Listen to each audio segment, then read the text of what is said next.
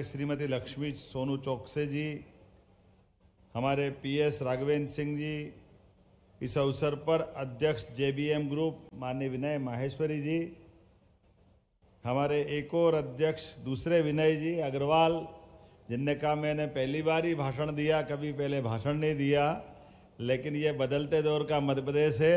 जोरदार अभिनंदन करो। हमारे द्वारा रोजगार भी पा रहे हैं और आपके विचारों की अभिव्यक्ति का एक मंच भी मध्य प्रदेश दे रहा है। हमारे लिए सौभाग्य की बात है मंच पर मौजूद माननीय के रामा सुब्बा जी, उपाध्यक्ष टेक फेब, आपका स्वागत अभिनंदन है। आदित्य मोदी जी, उपाध्यक्ष मंडीदीप एसोसिएशन, आपका स्वागत है। आशीष ठाकुर जी, महाप्रबंधक पाली हाउस, आपका भी स्वागत है। विनय अग्रवाल जी, डायरेक्टर विनपिप्रो, क्या है आप डबल रोल में, चलिए विनय जी का जोरदार अभिनंदन करें। मैं अभी मंच पे सुन रहा था, पूरा अपने आप का भी अभिनंदन करें जितने बाकी स्वनाम धन्य उद्योगपति, आमंत्रित अतिथिगण, इस अवसर पर माताएं, बहनें, पत्रकार साथियों, प्यारे मित्रों, कल रक्षाबंधन है और हमारे यहाँ भारत की परंपरा यत पिंडे तत् ब्रह्मांड जैसी है। जैसा हमारा पिंड है वही ब्रह्मांड में। हमारी संस्कृति को समझने के लिए बाद में रिसर्च के आधार पर लोग एक एक करके सारी चीज जानते जा रहे हैं। जैसे पौधों में प्राण होता है, सर जगदीश चंद्र बसु ने बताया, तो दुनिया ने देखा कि पौधों में प्राण होते हैं। जब उनको रॉयल सोसाइटी ने पुरस्कार दिया और कहा कि ये आपने बहुत बड़ा कमाल कर दिया, अब भारत वाले तो आपको कंधे पे लेकर के झूमेंगे, नाचेंगे, उल्लास मनाएंगे, आपने कितनी बड़ी बात कर दी। उन्होंने कहा हमारे भारत में कुछ नहीं करने वाले। तो उन्होंने कहा क्यों, आपके भारत के लोग विद्वानों का सम्मान करना नहीं जानते? ने क्या सम्मान करना तो जानते, लेकिन ये आप लोगों को मालूम नहीं था कि पौधों में प्राण होते हैं। हमारे यहाँ तो सबको गांव गांव को मालूम है कि पौधों में प्राण होते हैं, वनस्पति में प्राण होते। हमारे लिए नई बात नहीं। ऐसी कई सारी चीजें, अभी एक हमारे माननीय विनय जी बता रहे थे कि 300 साल ईस्ट इंडिया कंपनी के माध्यम से गोरों ने भारत पे राज्य किया। अब मैं फैक्ट्री लगा रहा हूं, 1200 गोरों को काम दे रहा हूं अलग अलग फैक्ट्री में, वो हमारे भारतीय फैक्ट्री में काम कर रहे हैं। जोरदार अभिनंदन करो। ये बदलते दौर का भारत, समय का फेर इसी को कहते हैं। और अपनी क्षमता, योग्यता, पुरुषार्थ, प्रारब्ध से जिस प्रकार से भारत यशस्वी प्रधानमंत्री के नेतृत्व में आगे बढ़ रहा है, जोरदार अभिनंदन करें श्रीमान नरेंद्र मोदी जी का। कहा एक तरफ भारत और भारत की व्यवस्थाओं को देखते हुए पूरे लोकतंत्र को, नेताओं को, हमारे भारतीय टाइम मतलब कभी भी आओगे जाओगे, इसलिए रेल टाइम पे नहीं आती थी। जोरदार अभिनंदन करो। अब मिनट टू मिनट रेल अपनी टाइम पे आ रही है। यही भारत है। ये बदलता समय है। भारतीय ट्रेन की स्पीड नहीं बढ़ सकती, कमाल हो जाता है। लेकिन मोदी जी के नेतृत्व में न केवल स्पीड में मेंटेन हो रहा है, बल्कि कहीं तो अब 2 broad gauge double line, triple line, अब तो यहां तो चौथी लाइन आने वाली है भोपाल में। जोरदार अभिनंदन करो हमारे बदलते दौर के लिए। वंदे मेट्रो, मेट्रो के अंदर बुलेट ट्रेन अहमदाबाद और मुंबई में आने वाली है। और अभी तो भोपाल की मेट्रो प्रारंभ नहीं हुई है, उसका ट्रायल हुआ है। अब तो वंदे मेट्रो और मेट्रो के पूरी की पूरी ट्रेन भोपाल में भूमि पूजन होने वाला है। यही डब्बे सहित पूरी ट्रेन बनेगी। ये अपना वर्तमान का औद्योगिक क्षेत्र का बदलता नक्शा है। माननीय रक्षा मंत्री जी 10 तारीख के दिन अर्थात परसों इसी जिले के इसी केंद्र में, आपकी ही विधानसभा में, यहां अपने भूमि पूजन से उत्तर भारत में ट्रेन निर्माण का नया कारखाना प्रारंभ करेंगे। जोरदार अभिनंदन करें हमारे भविष्य के बदलते दौर को देखने के लिए। यशस्वी प्रधानमंत्री भी आने वाले हैं, कहीं रक्षा मंत्री, कहीं प्रधानमंत्री, और आज भी देख रहा हूं कितनी सारे औद्योगिक इकाइयां हैं। आज भी 300 करोड़ की लागत से 12 हेक्टेयर में 6 नवीन औद्योगिक इकाइयों का भूमि पूजन हुआ है। जोरदार अभिनंदन करो, जिसमें हजारों लोगों को रोजगार मिलेगा।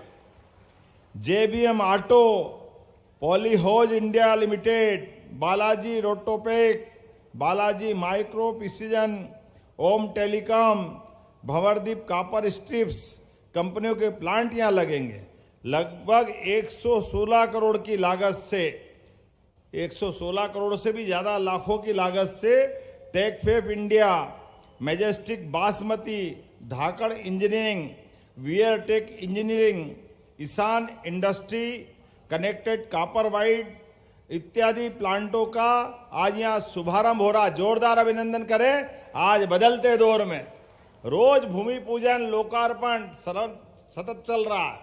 कोई 2-1 दिन के बाद हर बार अब हमारे आमतौर पे मध्य प्रदेश में तो माननीय प्रधानमंत्री जी के आशीर्वाद के बाद अब हमारे भूमि पूजन जो नाली, सड़क, बिजली के खंभे, ट्रांसफार्मर के खड़ते थे, अब वो दौर थोड़ा कम पड़ा है और ये कारखानों का भूमि पूजन बढ़ रहा है। जोरदार अभिनंदन करें। रोज ये माहौल बना हुआ है, एक से बढ़कर एक, और कहां कहां से कैसे कैसे कौन कौन से नए काम के नए कारखाने खड़े हो रहे हैं। बदलते दौर में आज का समय तो और चुनौती का है। यशस्वी प्रधानमंत्री ने कल ही 56 इंच का सीना ऐसे ही नहीं बोलते उनके लिए, उनने एक डंके की चोट कहा है, भारत दुनिया के किसी देश के आगे नहीं झुकेगा, अपने खुद की नीति के बलबूते पर भारत प्रथम की नीति पे चलेगा। जोरदार अभिनंदन करो। ये भारत का हमारा लोकतंत्र गौरवान्वित हो रहा है यशस्वी प्रधानमंत्री के नेतृत्व में, और समय की पुकार भी यही है। जब हम अपने 11वें नंबर से अगर खसक के चौथे नंबर पे आए तो यही दृढ़ता की आवश्यकता है, इसी बात की बुद्धिमत्ता की जरूरत है। तमाम चुनौतियों के बीच आज समय बदल रहा है। भारत का बढ़ता कदम विकास के लिए है, भारत की अच्छाई दुनिया को बांटने के लिए है, भारत के उद्यमी औद्योगिक घरानों को विश्व में मान सम्मान दिलाने के लिए, हमारे कृषि आधारित सभी प्रकार की फसलों के उचित दाम दिलाने के लिए, और भारत को दुनिया का नंबर 1 देश बनाने के लिए यही समय है, सही समय है। इसी प्रकार से बढ़ने की आवश्यकता है। हम किसी का बुरा नहीं चाहते, किसी को नीचा भी दिखाना नहीं चाहते, लेकिन अपना स्वाभिमान भी तो जरूरी है। हमारे स्वाभिमान के बलबूते पर बदलते दौर में वैश्विक स्तर पर जिस प्रकार से भारत बदल रहा है, मुझे इस बात की प्रसन्नता है। जब मैं यहां भूमि पूजन लोकार्पण कर रहा हूं तो इसके साथ साथ नए लैंड अलॉटमेंट के पत्र भी दे रहा हूं, जिसके आधार पर यहां पर विनप्रो रिसाइकल्स, विलिफ फूड्स, चौथराम फूड्स इत्यादि लोगों को भविष्य में भी इसी प्रकार के कारखानों के निर्माण का मौका मिलेगा। रायसेन जिले के औद्योगिक क्षेत्र के लगभग 268 करोड़ 76 लाख की लागत से 4 औद्योगिक इकाइयों का भूमि पूजन लोकार्पण हो रहा है। इस आयोजन में 811.86 लाख का निवेश प्रस्तावित हो रहा है। जोरदार अभिनंदन करो। ये बदलते दौर में अब 800-900 करोड़ तो ऐसा लगता है कि जैसे कोई कीमत ही नहीं रखता है। क्या समय बदला है। जोरदार अभिनंदन करो। एक एक जिले के 1800 करोड़ तो ऐसे ही रोज होता है। जब हमने GIS करा, उसके पहले हमारे छोटे छोटे संभाग केंद्रों पर जब हमने इन्वेस्टर समिट की, आजादी के बाद पहली बार नर्मदापुरम, सागर, रीवा, जबलपुर, ग्वालियर, इंदौर, अरे ये तो आश्चर्य लगेगा, ये तो छोटे स्थान को लोग मानते थे, जबकि जबलपुर ग्वालियर तो अतीत से कितने बड़े बड़े नगर हैं, लेकिन कभी इन्वेस्टर समिट वहां नहीं हुई। उनकी तो छोड़ो, 1956 में मध्य प्रदेश बना, लेकिन मध्य प्रदेश 56 में बना पर GIS पहली बार हुई। जोरदार अभिनंदन करो ये मध्य प्रदेश के अंदर। और फिर उद्घाटन भी करने के लिए पहली बार हुई तो सारी कमी पूर्ति हो गई। कोई GIS का प्रधानमंत्री ने उद्घाटन नहीं किया। मुझे गर्व है, भोपाल के अंदर न केवल उद्घाटन हुआ बल्कि नरेंद्र मोदी जी एक दिन पहले आकर के पूरी रात विश्राम करके उद्योग के लिए आशीर्वाद दे के गए।